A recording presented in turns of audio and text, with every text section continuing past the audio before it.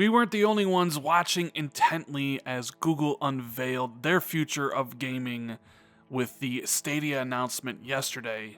Well, it seems that Phil Spencer and his team at Xbox was also glued to the screen to see what Google had to say. And we got Phil's response here, and he reiterates that they are going to go big at E3 once more. What's going on, guys? Randall Thor 19, the man with the million, back again with another video. And if you enjoyed this video, make sure to hit that like button and maybe subscribe if you enjoy the content. So, we talked about Google Stadia yesterday. You can hear all my thoughts about it. Cool, interesting technology, a lot of vague announcements, nothing about price or the games that'll be on the service or what type of connection that you will have. Hopefully we'll get all those things answered around the summertime, probably around E3. But you know what? You know who else was watching that show? Phil Spencer and his team at Xbox. And, thanks to Brad Sams who posted this article on Thor.com. I'll have it linked in the description so you can read it for yourself. Some sources sent Phil's response to Brad, and it's pretty interesting because when I read it, I get the sense that Phil is energized by what Google is doing and really wants to compete. And, he feels validated that their path that they went on is basically the right path. And I'm going to read the email here below and we're going to discuss it. He says, "We just wrapped up watching the Google announcement of Stadia as a team here at GDC. Their announcement is validation of the path we embarked on 2 years ago.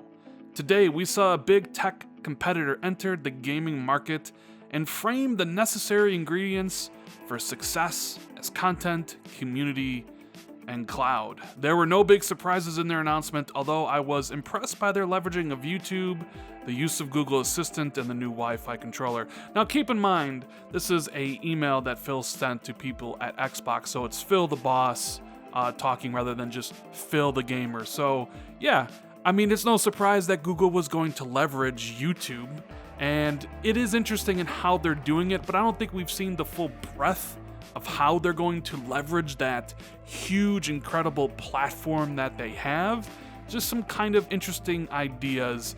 I really have to disagree with Phil on this one. The new Wi-Fi controller, I didn't really care for it. But, I can see why Phil likes the idea of them using Google Assistant in it, because obviously that's another product that Google makes.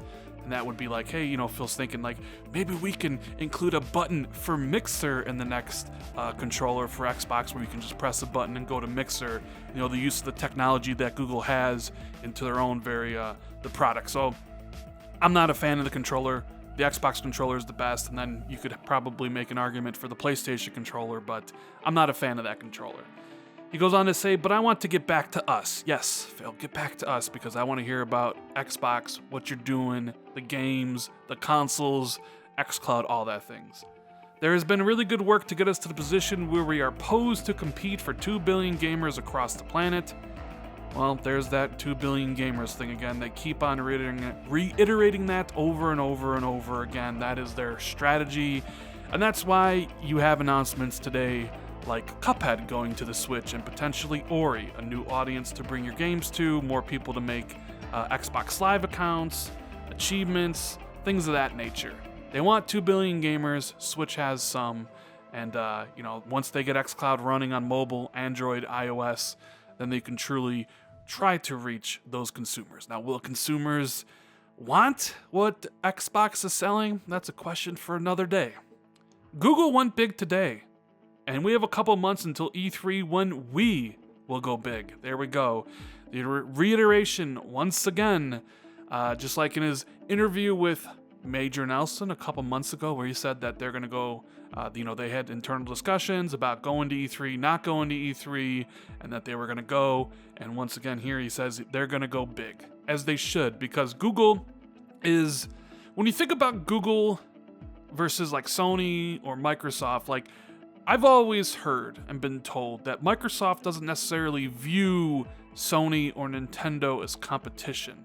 Surely Xbox and PlayStation are competitors, But Microsoft as a company doesn't really see Nintendo and PlayStation, or Sony rather, as competition. Their competition is the tech giants, the Googles of the world, the Amazons of the world, the Apples of the world. And here you have Google making their play for what they consider the future of gaming, leveraging YouTube, leveraging Google Assistant, trying to reach 2 billion gamers with just, hey, press this button to play, and you can immediately be playing the game. You know, will developers jump on board with that? That's yet to be seen. But you need to kind of go big as well. Microsoft's previous showings of xCloud, which they would compete with Google, haven't really been the best. Sure, the introductory video was okay, but their demo they showed at Inside Xbox recently left a lot to be desired, if I'm going to be honest about it. Wasn't the best game to showcase it with Forza Horizon. Maybe it wasn't the best person to play the game, as Julia said she doesn't really play Forza. I don't think an Inside Xbox interview setting is also the best way to showcase what you're going to try to do with xCloud. There's better games, situations to present, your vision of how you're going to reach 2 billion gamers better than just a small segment on Inside Xbox. Probably, more than likely, we'll see that at E3 this year when Microsoft unveils what they're doing. He continues to say, we have to stay agile and continue to build with our customer at the center. We have the content, community, cloud team, and strategy, and I've been saying for a while it's all about execution. This is even more true today. Energizing times, Phil. Now, you take a look at the 3 pillars of success that they've talked about, that Satya's talked about and Phil's talked about, and talked about here twice: content, community, and cloud, right? Content is king. We've known this. It's one of the reasons why Nintendo sells as many consoles as they do, and why people pick up Zelda and Mario. People want those games, and they will buy a Nintendo Switch for it. Same goes for the PlayStations, the God of War and Spider-Man. Right? Microsoft realizes this, and although they waited a long time to finally fix their situation, the strategy is finally there. They went out and they bought some studios, 7 of them, built a new studio. They have all their existing ones making content exclusively for the Xbox platform, which basically is going to be the console, the PC, and xCloud on mobile phones. It's what's going to separate them from Google, them from PlayStation, them from Nintendo, is the exclusive content that you can get through xCloud and just Xbox in general. Community, obviously that's Xbox Live, the community of gamers that Microsoft has built here since the launch of the original Xbox back in 2001, nurturing it with great games, great third-party deals, great exclusive content, big AAA exclusives.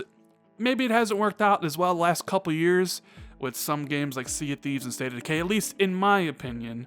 I think they kind of failed in that regard the last couple years, but as Phil mentions, it's all about execution. They have the strategy laid out. They have everybody in place at the top. Matt Booty now runs first party. He is in charge of the 13 teams that will be making content for the Xbox platform. Kareem Chowdhury is in charge of the cloud team, trying to get that technology to work right, to get those Xbox games running on the streaming platform, getting the latency as low as possible for consumers. You got Mike Ybarra in charge of Xbox Game Pass. We've seen how that service has evolved over time, how they're going to eventually pair it with xCloud, so gamers will have a subscription service that they can sign up for on mobile devices, and how it's going to bring recurring revenue to Microsoft in the future. You have the hardware team designing next-gen consoles for the people that want a premium experience. You have Xbox Anaconda, which rumors suggest will be the most powerful next-gen system, and then Xbox Lockhart, a very cheaper one for people that just want to get in the next-gen but don't really want the best.